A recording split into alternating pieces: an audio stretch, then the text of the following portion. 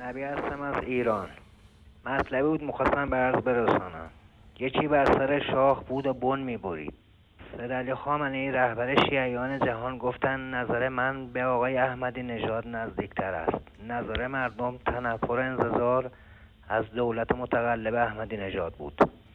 نظر سیدعلی خامنه‌ای نسبت به آقای خاتمی منفی بود و بیشترین سمپاشی را بر علیه او و کابینه‌اش به عمل آورد.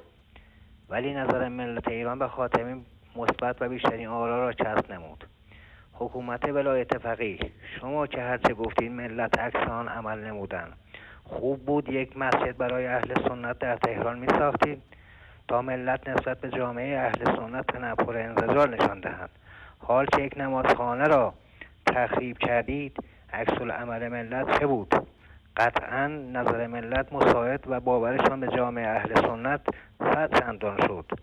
پیوستن هزاران هزار جوان ایرانی به جامعه اهل سنت را به موحدین جهان به خصوص شبکه وصال حق و شبکه جهانی کلمه تبریک میگویم. تشکر از شما بیننده عزیز، واقعا سخن شما بسیار زیبا بود. ما هم تشکر میکنیم و تبریک میگیم به شما و دیگر موحدان و عزیزان. واقعا هم همینطور هست. ضرب‌المثلی هست در زبان عربی که این ضرب‌المثل به این قضیه اشاره داره که هر چه فشار بیشتر بشود فرج و گشایش بیشتر میگردد.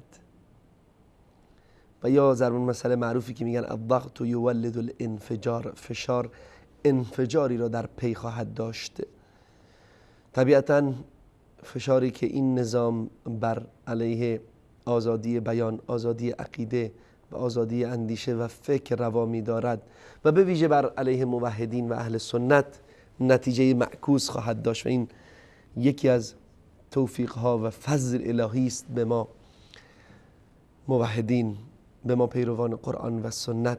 و ان شاء الله در آینده نه چندان دور خواهیم دید که جوانان دلیر و شجاع ایران فوج فوج و گروه گروه بیش از آنچه که امروز شاهد آن هستیم به عقیده اهل سنت و به توحید و سنت وارد می شوند، به اصل خود باز می گردند، به دین اجداد و نیاکان خود باز می گردند، نه دین تحمیل شده ای که 4 قرن و چند دهه هست با زور شمشیر و کشت و کشتار و شکنجه و محاکم تفتیش بر آنها تحمیل شد. نه، دینی که با آغوش باز آن را پذیرفتند، دینی که آنها سردمدار علم و دانش آن شدند.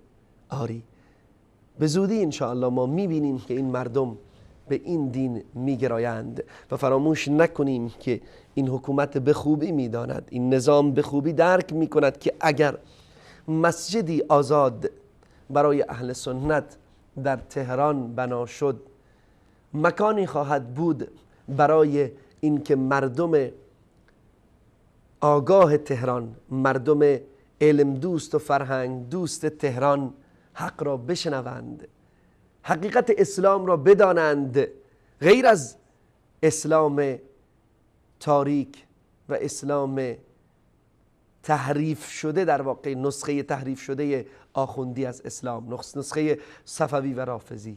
به همین خاطر هرگز اجازه نمیدهند که مسجدی در تهران بنا شود، مسجدی آزاد، مسجدی بدور از فشارها، مسجدی که بتواند یک موحد آزادانه در آن سخن بگوید، قال الله و قال الرسول را، آنچه که صحیح است بگوید و ترجمه بکند بدون فشار نظام.